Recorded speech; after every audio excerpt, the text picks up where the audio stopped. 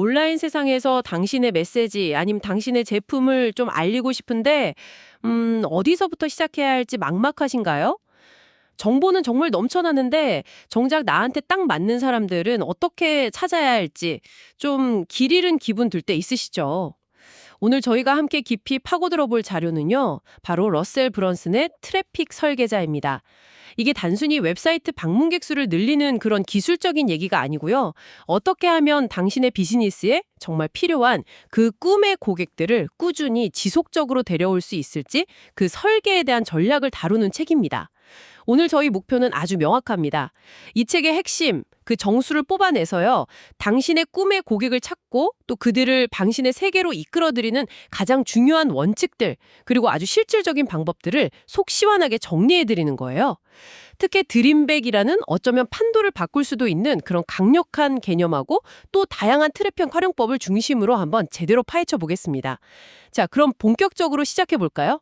자, 모든 시작점은요, 당신의 꿈의 고객이 대체 누구인가, 이걸 아주 명확하게 그리는 것부터 시작해야 합니다. 그들이 정말로 원하는 게 뭘까요? 뭐 건강이나 부, 아니면 관계 같은 그런 핵심적인 욕망 같은 거요? 또 어떤 고통 때문에 밤잠을 설치고 또 뭘 얻었을 때 정말 즐거워할까요? 이 사람들의 머릿속을 먼저 들여다봐야 한다는 거죠. 이게 첫 단추입니다. 네, 맞아요. 여기서 이제 브런슨이 던지는 아주 결정적인 질문이 뭐냐면요. 고객이 당신을 찾아오길 그냥 수동적으로 기다리지 말라는 거예요. 그 대신에 질문 자체를 바꿔야 한다는 거죠. 내 꿈의 고객은 이미 어디에 모여서 어떤 이야기를 나누고 있을까? 이걸 먼저 파악하라는 겁니다. 그리고 그 대화 속으로 직접 뛰어들어야 한다는 거죠. 예전에 그 전설적인 카피라이터 로버트 콜리어가 말했듯이 말이죠.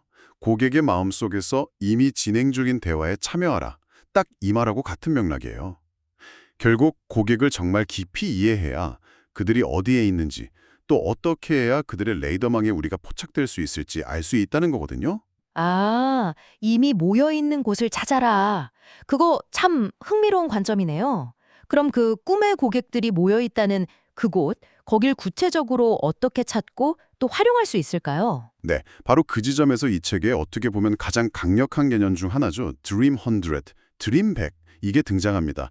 뭐 어려운 이야기는 아니고요. 당신의 꿈의 고객들이 이미 시간과 돈을 쓰면서 정보를 얻고 뭐 소통하고 즐거움을 찾는 그런 곳들 있잖아요. 그런 온라인 집합소 100곳의 목록이다. 그냥 이렇게 생각하시면 쉬워요. 100곳의 집합소 목록이요? 구체적으로 어떤 것들이 될 수 있는 거죠? 정말 다양합니다. 예를 들어서 당신의 고객들이 막 열광적으로 팔로우하는 특정 인플루언서 있잖아요. 그런 사람들도 되고요. 아니면 자주 방문하는 웹사이트나 블로그, 뭐 구독하는 뉴스레터, 즐겨 듣는 팟캐스트, 또 활발하게 활동하는 페이스북 그룹이나 온라인 커뮤니티, 매일 보는 유튜브 채널 같은 거요. 이런 게 전부 해당될 수 있습니다. 심지어는 그들이 어떤 문제를 해결하려고 구글이나 네이버에서 검색하는 그 핵심 키워드 자체도 이 드림뱅 목록의 아주 중요한 일부가 될 수 있어요. 솔직히 처음 이 얘기를 들으면 100곳이나 찾아야 한다 이런 생각에 좀 부담스럽거나 압도되는 느낌이 들 수도 있을 것 같은데요. 충분히 그럴 수 있습니다. 네. 근데 여기서 중요한 건 숫자 100 그 자체가 아니에요. 그 뒤에 숨어 있는 생각의 전환이 중요합니다. 내가 어떻게 새로운 고객을 막 만들어낼까? 이게 아니고요.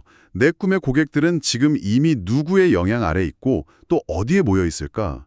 이렇게 질문을 바꿔보는 거죠. 트래픽이라는 게 우리가 막 무에서 유를 창조하는 게 아니거든요. 이미 거대하게 흐르고 있는 강물이 있는데 그 물줄기의 방향을 우리 쪽으로 살짝 트는 것과 같다. 이런 비유가 정말 딱 들어맞는 것 같아요. 트래픽을 발명하는 게 아니라 이미 흐르는 강의 방향을 튼다. 와, 이거 진짜 중요한 발견인데요. 뭔가 관점이 확 바뀌네요. 그렇죠. 실제로 그 유명한 비즈니스 전략가 챗 홈즈의 사례가 이걸 아주 잘 보여줍니다. 그 사람이 예전에 한 잡지사의 광고주 한 2,000곳 정도를 분석했는데요. 그중에서 단 167곳, 그러니까 상위 한 8% 정도 되는 곳이 전체 광고 예산의 95%를 쓰고 있더라는 걸 발견했어요. 95%나요? 와. 네.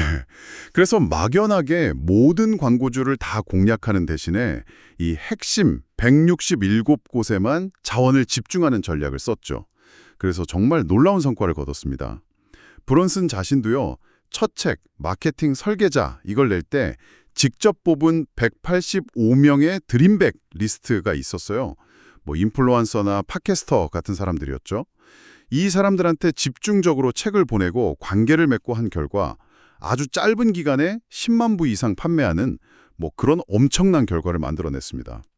핵심은 결국 넓고 얕게가 아니라 정말 중요한 소수에 좁고 깊게 파고드는 그런 전략의 힘이죠.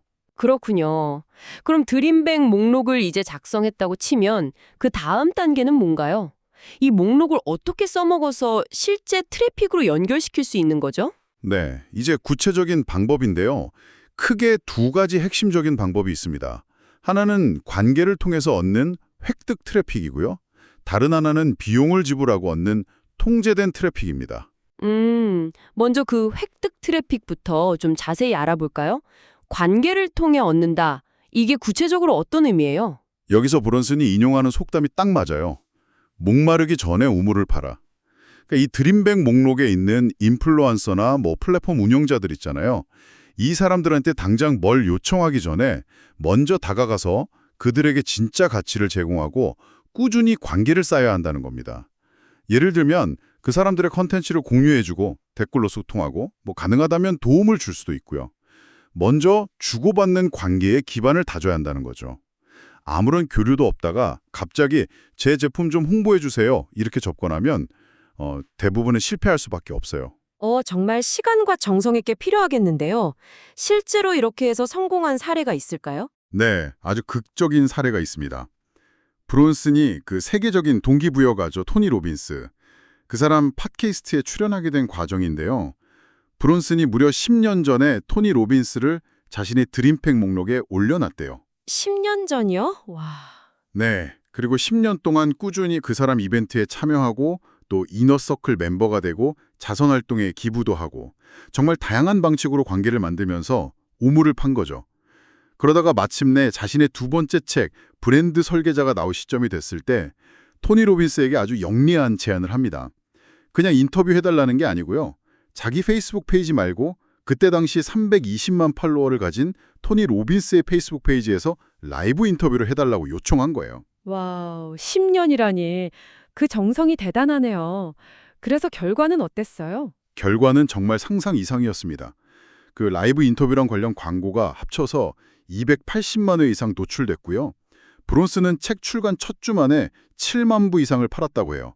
엄청난 성공이었죠. 7만 부요? 첫 주 만에? 와, 네, 10년 동안 쌓아온 그 관계와 신뢰가 결정적인 순간에 정말 폭발적인 힘을 발휘한 거죠. 이런 식으로 획득 트래픽은 시간과 노력이 정말 많이 들어요. 하지만 일단 한번 구축되면 추천을 통해서 들어오는 트래픽이니까 전환율이 아주 높고 장기적으로 봤을 때 정말 강력한 자산이 됩니다. 다만 당장 빠른 결과를 원한다면 좀 인내심이 필요하다 이런 단점도 분명히 있죠. 그렇군요. 시간은 좀 걸리지만 그 파급력은 정말 대단하네요. 그럼 좀 더 빠르게 결과를 볼 수 있는 방법은 없을까요? 아까 말씀하신 통제된 트래픽은 뭔가요? 네, 통제된 트래픽은 말 그대로 우리가 어느 정도 통제권을 가지고 유입시키는 트래픽을 말합니다. 가장 대표적인 게 페이스북, 인스타그램, 구글, 유튜브 같은 광고 플랫폼 있잖아요. 여기에 비용을 내고 우리가 만든 드림백 목록에 있는 사람들의 잠재 고객들 혹은 그들과 비슷한 관심사를 가진 사람들에게 직접 우리 광고를 보여주는 방식이죠. 아, 광고를 하는 거군요. 맞습니다. 이 방법의 가장 큰 장점은 역시 속도예요. 비교적 빠르게 우리가 원하는 타겟에게 우리 메시지를 전달할 수 있죠. 하지만 단점도 아주 명확합니다. 계속 광고비를 내야 하고요. 광고를 멈추면 트래픽도 같이 멈춰버린다는 점이에요. 그렇겠네요. 광고를 태워서 사람들을 데려오는 건데 이게 자칫 잘못하면 정말 밑 빠진 독에 물 붓기가 될 수도 있겠어요. 광고비만 계속 나가고. 바로 그 지점 때문에 이 책에서 또 다른 핵심 전략이 나옵니다. 바로 손익분기 퍼널이라는 건데요. 여기서 퍼널이라는 개념을 잠깐 설명하고 넘어가면 좋을 것 같아요. 네, 퍼널이요? 네, 잠재 고객이 당신의 제안을 처음 딱 인지하고 관심을 갖기 시작해서 결국 구매나 어떤 행동으로 이어지기까지 거치게 되는 일련의 단계적인 여정 혹은 시스템을 의미해요. 마치 이렇게 넓은 입구로 들어와서 점점 좁은 경로를 따라 목적지로 향하는 깔때기, 퍼널 모양에 비유할 수 있죠. 아하, 고객의 여정을 설계하는 시스템 같은 거군요. 알겠습니다. 그럼 손익분기 퍼널은 뭔가 특별한 건가요? 네. 손익분기 퍼널은요, 광고비를 단순히 그냥 비용으로만 생각하는 게 아니에요. 광고를 통해서 들어온 고객으로부터 즉시 그 광고비를 회수하고 심지어는 약간의 이익까지 남기면서 고객을 확보하는 아주 영리한 전략입니다. 브론슨이 했던 유명한 무료 책 플러스 배송비 퍼널이 아주 대표적인 예시죠. 무료로 칩을 주고 유조비만 받는데 어떻게 이익이 남을 수가 있죠? 좀 이상한데요? 그 비밀은 바로 추가 제한에 있습니다. 업셀이라고도 하고 원타임 오퍼, OTO라고도 하는데요. 고객이 배송비, 예를 들어 한 $8 정도를 내고 책을 주문하는 그 과정이나 혹은 바로 직후 시에 그 책과 관련된 오디오북, $37, 아니면 좀 더 심화된 온라인 강의, $97, 혹은 프리미엄 프로그램, $297 같은 걸 순서대로 제한하는 거예요. 지금 단 한 번 이 가격에 구매할 기회입니다. 이런 식으로요. 아, 추가 상품을 파는 거군요. 네, 맞아요. 물론 모든 사람이 이걸 다 사진 않겠죠. 하지만 통계적으로 보면 일정 비율의 사람들은 이 추가 제한들을 받아들인다는 겁니다. 브런슨의 경우를 보면 이런 추가 제한들을 통해서 책 한 권을 무료로 줄 때마다 고객 한 명당 평균적으로 약 $38 정도의 매출을 올렸다고 해요. 38달러요? 무료 책 주고서요? 와, 놀랍네요. 그럼 광고비는 얼마 정도 썼는데요? 그때 평균적으로 고객 한 명을 데려오는 데 쓴 광고비가 약 $23 정도였다고 합니다. 23달러? 네. 그런데 고객 한 명당 평균 매출이 $38였으니까 계산해보면 어떻게 되죠? 고객 한 명을 확보할 때마다 오히려 약 $15의 순이익이 발생한 거죠. 와, 그러니까 광고비를 쓰면서도 오히려 돈을 벌면서 고객을 데려온다는 거네요. 바로 그겁니다. 이게 바로 브런슨이 예전에 투자자들한테 고객 확보 비용이 얼마냐 이런 질문을 받았을 때 우리는 돈을 벌면서 고객을 얻습니다 라고 아주 자신 있게 답할 수 있었던 이유예요. 광고가 더 이상 비용이 아니라 수익을 창출하는 엔진이 된 거죠. 유명 마케터 댄 케네디가 이런 말을 했거든요. 궁극적으로 고객 확보에 가장 많은 돈을 쓸 수 있는 기업이 승리한다. 바로 이 손익분기 퍼널이 그것을 가능하게 만드는 핵심 열쇠 중 하나인 겁니다. 경쟁사들이 광고비 쓰는 걸 막 망설일 때 당신은 이익을 내면서 더 공격적으로 광고하고 시장을 장악할 수 있게 되는 거죠. 와, 이건 정말 판도를 바꾸는 전략인데요. 자, 그럼 획득 트래픽하고 통제된 트래픽, 이걸 통해서 사람들을 우리 쪽으로 데려왔어요. 그 다음은 뭘 해야 하나요? 네, 이제 가장 중요하고 어떻게 보면 궁극적인 단계가 남았습니다. 바로 이렇게 데려온 사람들을 우리가 직접 소유하고 언제든 원할 때 소통할 수 있는 트래픽, 바로 소유한 트래픽, 온드 트래픽으로 전환하는 것입니다. 이게 진짜 비즈니스의 가장 강력한 자산이라고 할 수 있어요. 소유한 트래픽이요? 구체적으로 어떤 걸 의미하는 거죠? 예를 들면 당신의 이메일 리스트 구독자들, 아니면 카카오톡 채널 친구들, 문자 메시지 수신 동의한 사람들, 당신 웹사이트 회원들, 비공개 커뮤니티 멤버들, 이렇게 당신이 직접 통제권을 가지고 거의 무료로 언제든지 메시지를 전달할 수 있는 잠재 고객 그룹 전체를 의미합니다. 페이스북이나 구글 같은 그런 외부 플랫폼의 알고리즘 변화나 광고 정책 변경에 휘둘리지 않고요. 안정적으로 관계를 맺고 비즈니스를 성장시킬 수 있는 기반, 그게 바로 이 소유한 트래픽인 거죠. 그럼 획득 트래픽이랑 통제된 트래픽의 최종 목표는 결국 사람들을 이 소유한 트래픽으로 만드는 거겠군요. 정확합니다. 네. 아까 설명드렸던 손익분기 퍼널 같은 그런 시작 제한 프론트엔드 오퍼 있잖아요. 무료 전자책 다운로드라든지 웨비나 신청, 할인 쿠폰 제공 같은 거예요. 이런 것들의 또 다른 아주 중요한 목적이 바로 잠재 고객의 이메일 주소나 연락처 정보를 얻어서 당신의 리스트, 즉 소유한 트래픽으로 만드는 데 있는 겁니다. 단순히 한 번의 거래로 끝내는 게 아니라 장기적인 관계를 맺는 시작점을 만드는 거죠. 알겠습니다. 일단 그렇게 리스트를 확보하면 그 다음엔 어떻게 되나요? 그걸로 끝은 아닐 텐데요. 네, 여기서 바로 후속 퍼널, 팔로업 퍼널의 마법이 시작됩니다. 예를 들어서 이메일을 자동으로 순차 발송하는 시퀀스라든지 메신저 자동 메시지, 커뮤니티 내에 꾸준히 컨텐츠를 올리는 거라든지 이런 걸 통해서 당신의 리스트에 있는 사람들에게 지속적으로 유용한 가치를 제공하고 신뢰를 쌓아가는 거예요. 그러면서 자연스럽게 당신의 다른 제품이나 좀 더 높은 가격대의 서비스, 이걸 백엔드 오퍼라고 하는데요. 이런 것들을 소개하고 구매로 이끌 수 있는 거죠. 이걸 또 여러 퍼널을 겹겹이 쌓는다는 의미에서 퍼널 스태킹이라고 부르기도 합니다. 퍼널 스태킹. 이게 실제로 얼마나 강력한가요? 효과가 어느 정도인지 궁금한데요. 브론슨이 공유한 사례를 보면 정말 놀라운데요. 그가 운용하는 4개의 다른 시작 퍼널들, 그러니까 무료 책이나 저가 상품 판매 같은 거요. 이걸 통해서 30일 동안 광고비를 다 회수하고도 약 14,200달러, 우리 돈으로 한 1,800만 원 정도의 즉각적인 수익을 냈다고 해요. 와, 그것만 해도 대단한데요. 근데 여기서 끝이 아니었어요. 이 시작 퍼널들을 통해서 확보된 소유한 트래픽, 그러니까 이메일 리스트 같은 거죠. 이 사람들에게 후속 퍼널, 예를 들면 정기적인 이메일 발송이나 웨비나 초대 같은 걸 계속 가동해서요. 추가적으로 무려 21만 8,453달러의 수익을 더 창출했습니다. 21만 달러요? 시작 퍼널 수익의 거의 15배가 넘는 거네요. 그렇죠. 이게 뭘 보여주냐면 눈앞의 작은 이익보다 리스트를 잘 구축하고 그들과 장기적인 관계를 맺으면서 창출하는 가치가 훨씬 더 크다는 걸 아주 극명하게 보여주는 사례입니다. 물론 여기서 중요한 건 리스트를 확보하는 것만큼이나 그 리스트를 어떻게 잘 관리하고 꾸준히 소통하면서 가치를 제공하느냐. 이게 정말 중요해요. 그냥 모아두기만 해서는 아무 의미가 없죠. 와, 후속 퍼널의 힘, 그리고 장기적인 관계의 중요성, 정말 대단하네요. 그럼 책에서는 이런 원칙들을 실제 플랫폼, 페이스북이나 인스타 같은 데 적용하는 구체적인 방법들도 다루고 있나요? 네, 그럼요. 책의 후반부에서는 오늘 우리가 이야기 나눈 그 드림 100 개념을 활용해서요. 페이스북, 인스타그램, 유튜브, 구글 검색 같은 주요 플랫폼별로 어떻게 하면 획득 트래픽을 만들지, 예를 들면 콘텐츠 발행 전략이나 인플루언서 협업 방법 같은 거요. 그리고 어떻게 통제된 트래픽을 효과적으로 만들지, 광고 캠페인 설정 방법, 타겟팅 기법 등 이런 아주 구체적인 전술들을 상세하게 다룹니다. 각 플랫폼의 특성을 잘 이해하고 거기에 맞는 최적의 전략을 어떻게 구사할 수 있는지 알려주는 거죠. 플랫폼별 전략 말고 또 좀 주목할 만한 개념이 있을까요? 이 책에서요? 퍼널 허브라는 개념도 상당히 강조됩니다. 이게 뭐냐면요.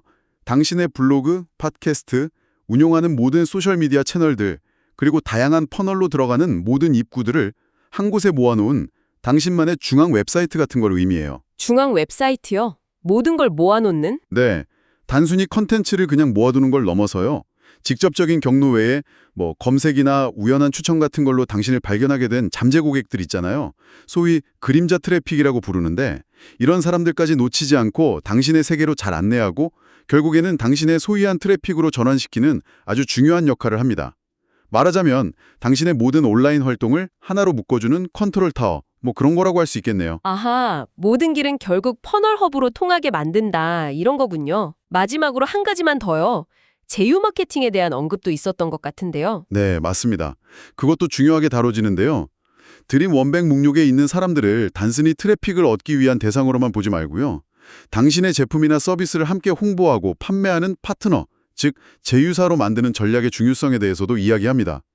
그들이 가진 영향력을 이용해서 당신의 제품을 추천해주고 거기서 판매가 발생하면 일정 비율의 수수료를 지급하는 방식이죠. 이건 당신 혼자의 노력뿐만 아니라 다른 사람들의 영향력까지 활용해서 정말 기하급수적인 성장을 만들 수 있는 아주 강력한 레버리지 방법 중 하나입니다. 자, 오늘 러셀 브런슨의 트래픽 설계자를 통해서 정말 많은 내용들을 깊이 파헤쳐봤습니다. 핵심을 다시 한번 정리해볼까요? 가장 근본적인 생각의 전환은 이거였죠. 트래픽은 내가 새로 막 만들어내는 것이 아니다. 내 꿈의 고객이 이미 모여있는 곳, 즉 드림 100을 찾아서 그곳의 트래픽 흐름을 나에게로 방향을 트는 거다. 이게 핵심이었고요. 그리고 확득 트래픽과 또 현명한 광고 집행을 통한 통제된 트래픽을 잘 활용해서 이 사람들의 결국 내가 직접 통제할 수 있는 소유한 트래픽, 예를 들면 이메일 리스트 같은 걸로 꾸준히 전환시켜야 한다는 것. 마지막으로 후속 퍼널을 통해서 이들과 계속 관계를 맺고 가치를 제공하면서 장기적인 성장을 만들어가는 것. 이것이 바로 지속가능한 온라인 비즈니스 성장의 큰 그림, 청사진이라고 할 수 있겠습니다. 네, 그리고 정말 꼭 기억해야 할 점은요. 결국 고객 한 명을 확보하는데 가장 많은 비용을 그것도 효과적으로 쓸 수 있는 비즈니스가 결국 시장에서 승리한다는 사실입니다. 오늘 우리가 살펴본 것처럼 영리하게 설계된 손익분기 퍼널과 강력한 후속 퍼널의 조합은 바로 이것을 현실로 만들어주는 핵심 동력이에요. 단순히 광고비를 어떻게 줄일까 여기에만 집중할 게 아니라 어떻게 하면 광고를 통해서 오히려 수익을 내면서 더 많은 고객을 확보할 수 있는 시스템을 만들 수 있을까? 이걸 고민해야 하는 시대인 거죠. 네, 정말 중요한 말씀이네요. 마지막으로 이 질문을 당신에게 던지면서 오늘 이야기를 마무리하려고 합니다. 러셀 브런슨은 우리가 던져야 할 질문을 어떻게 하면 더 많은 트래픽을 얻을 수 있을까? 여기서 멈추지 말고 지금 당장 내가 활용할 수 있는 누구의 트래픽이 있을까? 이걸로 바꾸라고 제안합니다. 지금 이 순간 당신의 메시지를 어쩌면 간절히 기다리고 있을지도 모르는 당신의 꿈의 고객들. 그들은 과연 어디에 모여서 어떤 대화를 나누고 있을까요? 당신의 드림백은 과연 어디일지 오늘부터 한번 진지하게 탐색해 보시는 건 어떨까요?